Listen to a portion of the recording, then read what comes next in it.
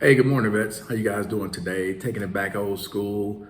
No photos, no music, no nothing. Just straight talking to the camera. With that being said, guys, I just want to give you a quick update. What's going on with me? I saw my man Mike's live. You guys should go check that out. Where he was talking about a lot of his issues of dealing with pain and what he's doing to solve his pain. And I'm gonna take him up on what he had mentioned in this video today, which is I'm gonna try that CBD or CBG. I'm gonna go buy some today. They have dispensaries all over the place, and I'm willing to give it a try since it's natural to help with pain and issues to see if I can get some kind of relief.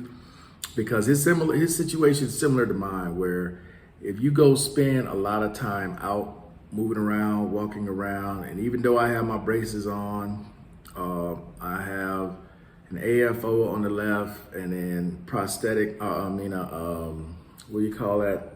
The shoe inserts on my right side. Sometimes it's just not enough. So I ended up having to get a walking boot. Actually, I ordered a walking boot yesterday, and it should be here hopefully within the next 10 days. The AFO helps with foot drop, right? Picking your foot up. But sometimes I need more than that. I need a little bit more stability with my ankle because I have a habit of it's just not as comfortable in that AFO, and I'm gonna try to get a new one when I go to the States next year. That's part of the reason why I want to go back and just start seeing doctors in the States for that reason as well, because things are easier to get there than they are to get here, especially when it comes to prosthetics, more modern prosthetics than some of the things that they have here. That's just what I'm choosing to do. And it keeps it in my medical file, and they keep up to date with what I have. So if something does happen and I have to file a claim, they're more up to speed, where I still may have to go to an exam here, CNP exam here, but they have more of an idea what's going on versus coming in blind. It doesn't look like I've done anything because nothing's going in my medical records. So that definitely helps. I want to give another shout out to OT, who put a link in the chat. I'm going to have it in the community page, celebrating the 75th and ending of segregation in the military. I believe it was the Air Force was the first one 75 years ago. So that link will be in the community page. Okay, other than that, I only had I had a couple of comments about videos that I did that people were like, thanks, I needed that information, I appreciate it. And I appreciate you guys watching as always, and all you new subscribers. But I also got a comment from someone, I don't know where they are, I don't know if they're here or they're in a country outside the US. They got a $1,500 income, and he's like, you should not try to discourage people who have that type of income from living abroad. Okay, as I tried to explain, in which somebody like this is not going to listen because they're pretty much set the way they are. And I can tell though that they don't have a visa wherever they are, residency, whatever they are, because as they try to break down all their bills, most of these countries require you to have some type of health insurance, life insurance, or some type of insurance at all, which they never mention, okay? They don't have that because that's a large expense. That's probably gonna take anywhere from $150 to $200 out of their budget that they're not even counting. So that just lets me know they barely making it here. There's a difference between living in a country and surviving in a country. When you're living somewhere, you have choices. You can decide to live or move to anywhere you want to go when you're living. When you're surviving, he only got two options: stay in an effed up neighborhood here or move in the sticks. Those are his only two options. It's not like you can go, okay, well, today, this ain't working out, this neighborhood's kind of rough, I'm gonna move to Sabaneta.